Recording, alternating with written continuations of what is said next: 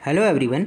आज के इस सेशन में हम बात करने वाले हैं आनुवांशिकता अर्थात जेनेटिक्स से संबंधित टर्मिनोलॉजी के बारे में। कई शब्द आपने सुने होंगे जब भी आपने मेंडल के नियम पढ़े होंगे, जैसे जीन है, गुणसूत्र है, एक संकर क्रॉस है, दुई संकर क्रॉस है, F1 पीढ़ी है, F2 पीढ़ी है। आखिर इनके मतलब क्या होते हैं, जीनोटाइप फिनोटाइप होते क्या हैं ये? तो इन्हीं को हम डिटेल से जानने वाले हैं कि इन सभी का मतलब होता क्या है।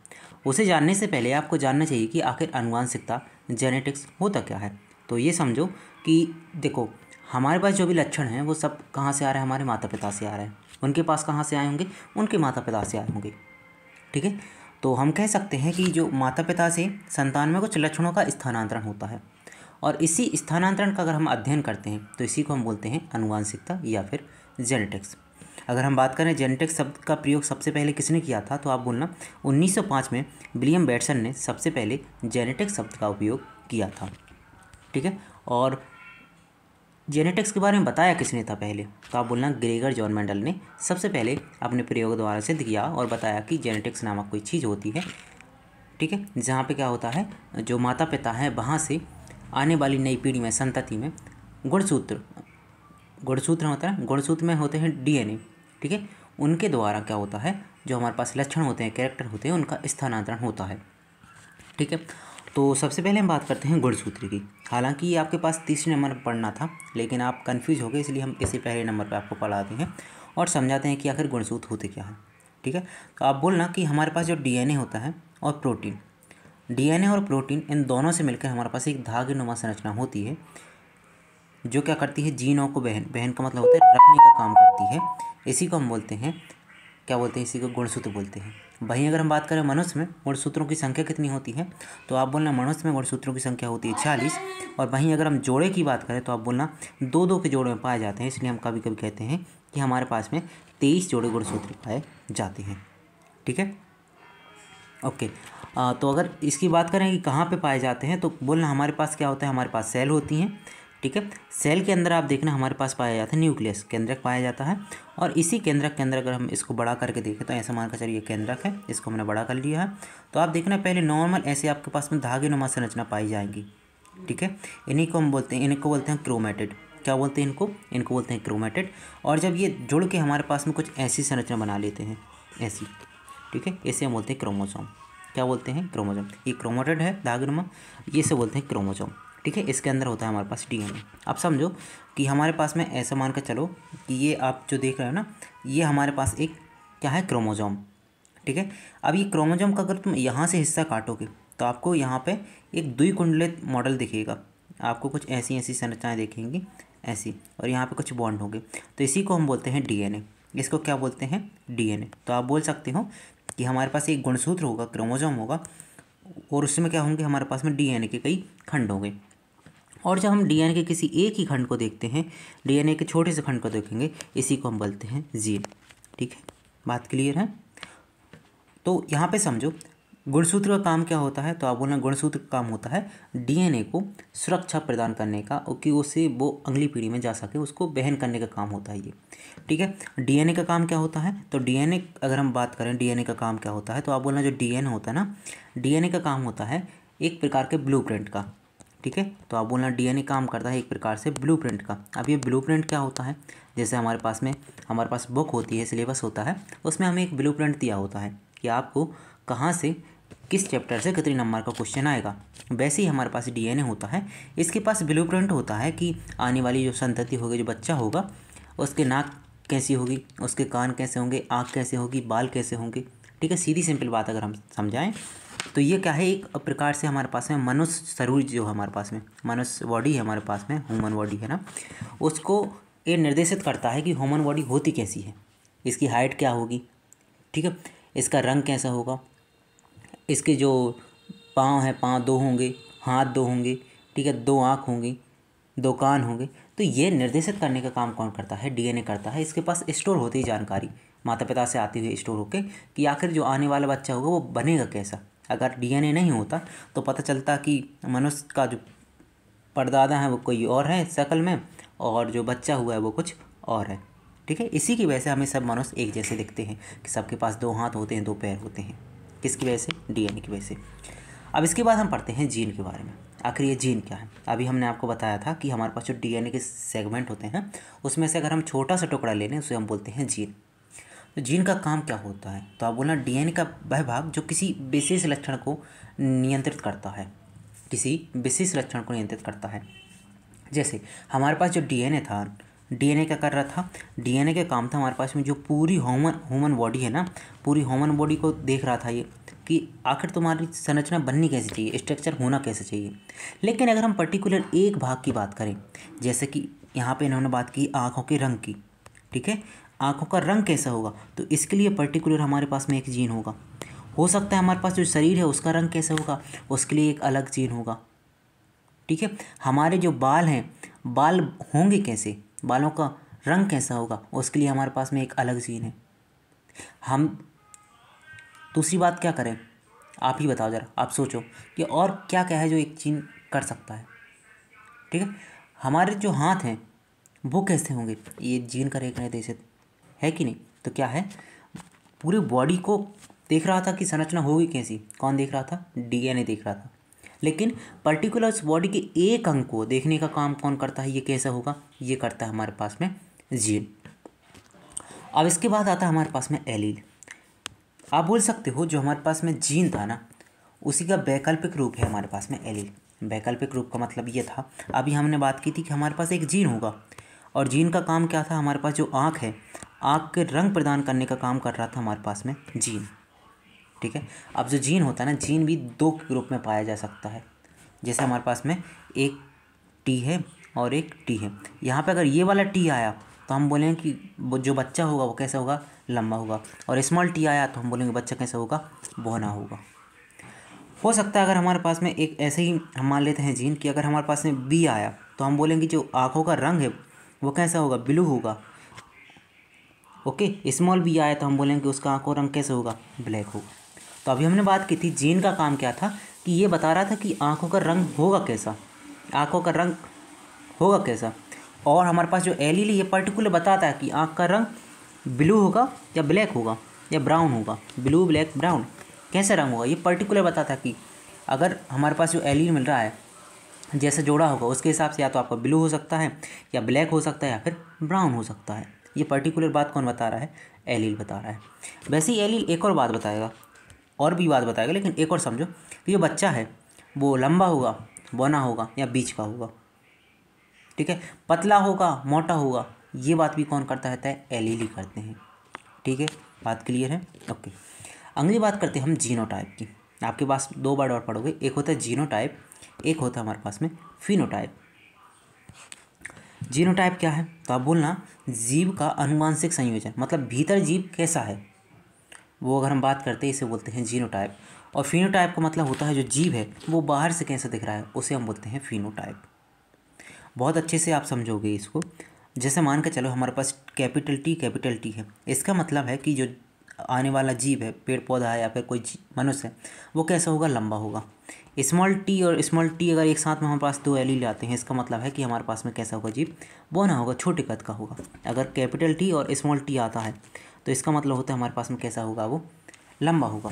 लेकिन यहाँ पे देखो, यहाँ देख के आपने बताया कि कैपिटल टी स्मॉल टी कैसा है, लंबा होगा, लेकिन देखा कैसे है, तो आप बोलना हमने देखा था फिनोटाइप। फिनोटाइप में हमने देखा था कैपिटल ई और स्मॉल टी वाला एक जीव था वो कैसा था, लंबा था, ठीक है। तो हम बोल सकते हैं फिनोटाइप का मतलब होता है वह लक्षण जो हम बाहर से देखकर बता दें, उसे हम बोलते हैं फिनोटाइप। और जीनोटाइप का मतलब होता है ऐसे लक्षण जो हम अंदर जाके ही देखें, जब हम डीएनए को देखेंगे ना, उसमें देखेंगे जीन के अंदर एलील, तब जाके हमें पता चलेगा कि आखिर इसका जो जीनोटाइप वो है कैसा, ठीक है।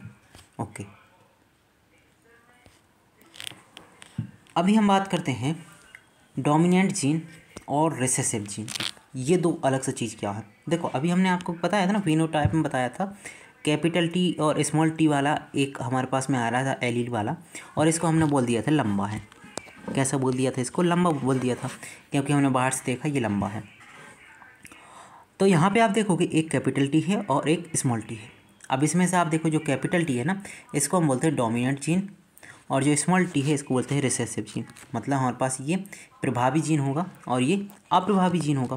प्रभावी का मतलब होता है जब दो एलील होते हैं हमारे पास में, इन दो एलील में से कोई एक एलील ऐसा होता है जो अपना प्रभुत्व बताता है, मतलब उसके आगे दूसरे की नहीं चल पाती, तो अपने लक्षण शो करता है, तो दूसरा क्या है, दब जाता है, वो अपने लक्षण नहीं दिखा पाता है। जो नहीं दिखा पाता उसे बोलते हैं अप्रभावी या रिसेसिव जीन, और जो अपने लक्षण को दिखा देता है उसे बोलते हैं डोमिनेंट या फिर प्रभावी जीन। ठीक है, तो डोमिनेंट या प्रधान जीन या प्रभावी जीन किसे बोलेंगे, वह जीन जो हमेशा अपना प्रभाव दिखा दे उसे क्या बोलते हैं, डोमिनेंट। जैसे कि कैपिटल टी बताता है कि लंबा होगा, ठीक है, स्मॉल टी बताता है बौना होगा, तो बौने के आगे लंबे की चलती है इसलिए लंबा प्रभावी हो गया, और बौना क्या हो गया, रिसेसिव हो गया। ठीक है, डोमिनेंट मतलब जो दमदार है, जो अपनी शक्ति को प्रदर्शित कर सकता है। रिसेसिव अब बताया था, जो जीन प्रधान के साथ रहने पर दब जाता है, उसकी कोई वैल्यू नहीं रहती है। ठीक है, रिसेसिव मतलब रेस्ट लेने वाला जीन, मतलब इसे किसी से मतलब ही नहीं है, अपनी नहीं बता रहा कि है कैसे हम, ये हो गया रिसेसिव अप्रभावी जीन। अब कभी कभी क्या होता है कि हमारे पास में दो ऐसे आ जाते हैं जिन जो क्या होता है साथ में ही काम करते हैं। ऐसा नहीं होता कि एक अपने लक्षण दिखा रहा है दूसरा नहीं दिखा रहा है। जैसे कि आपने देखा होगा हमारे पास में क्या होता है, जब कभी ए पॉजिटिव और बी पॉजिटिव दो हमारे पास ब्लड ग्रुप मिलते हैं तो हमारे पास बनता है ए बी पॉजिटिव बनता है। देखो यहाँ पे अगर हम देखें, ए हमारे पास एक एलील है और दूसरा एलील हमारे पास में बी पॉजिटिव है। ठीक है, अगर हमारे पास में यहाँ से ए अगर प्रभावी होता तो ए अपना प्रभुत्व दिखाता और बी को दबा देता, और बी होता तो बी अपना दिखाता, ए को दबा देता। लेकिन इन दोनों ने, किसी ने प्रभुत्व नहीं खाया, दोनों ने सह प्रभुत्व दिखाया। ऐसे बोलते हैं हम सह प्रभुत्व। मतलब क्या है, दोनों ने क्या होगा, दोनों ने अपने लक्षण दिखाए, इसलिए हमारे पास जो ब्लड ग्रुप बनता है वो बनता है ए बी। मतलब ए और बी दोनों मिलके ही दिखा रहे हैं। कोई देखेगा दूर से तो देख सकता है कि ए और बी मतलब दोनों साथ में हैं, मतलब सह प्रभुत्व ये दिखा रहे हैं। ठीक है, ओके। अगली बात हम करते हैं होमोजाइगस, जिसे हम बोलते हैं सब युग्मनज। क्या होता है सम युग्मनज, ये क्या होता है, तो आप बोलना हमारे पास कोई एक लक्षण है, हमेशा एक लक्षण के लिए दो एलील होते हैं। एक लक्षण दिखाने के लिए कितने एलील होते हैं, दो होते हैं। अभी हमने बात की थी कि एक जीन में दो एलील होते हैं, एक जीन क्या करते हैं, एक लक्षण को दिखाता है। तो आप बोलना हमेशा हमारे पास में क्या होता है, कोई भी लक्षण होगा उसे दिखाने के लिए दो एलील होंगे। अगर ये एलील हमेशा एक जैसे दिखे तो हम बोलेंगे होमोजाइगस, और अगर हमारे पास में एक जैसे नहीं दिखते हैं तो उसे बोलते हैं हेटेरोजाइगस। जैसे कि आप देख रहे हो कैपिटल टी, एक एलील ग्रुप बना हमारे पास में, देखो एक जैसे दिख रहा है कैपिटल टी, तो इसे हम बोलते हैं होमोजाइगस। स्मॉल टी तो इसे हम बोलते हैं होमोजाइगस। अगर एक कैपिटल टी आ जाए और एक स्मॉल टी आ जाए तो इसे क्या बोलेंगे, इसे बोलते हैं हम हेटेरोजाइगस, विषम युग्मनज। ठीक है, ऐसी है। हाँ, दो एलील अगर भिन्न हो हमारे पास में इसे क्या बोलते हैं, विषम युग्मनज या फिर हेटेरोजाइगस। इसके बाद करते हैं हम हाइब्रिड, जिसे संकर बोलते हैं। इसका मतलब क्या होता है, तो हम बोलना कि दो भिन्न लक्षण वाले अभिभावक पेरेंट्स होते हैं हमारे पास में से बनी संतान को क्या बोलते हैं, हम हाइब्रिड बोलते हैं। ठीक है, जैसे मान के चलो एग्जांपल लेते हैं कि हमारे पास में कैपिटल टी और कैपिटल टी एक हमारे पास पेरेंट्स हैं। ठीक है, जो कैसे हैं, लंबे हैं, और स्मॉल टी एक पेरेंट्स है जो कैसे हैं, छोटे हैं कद में।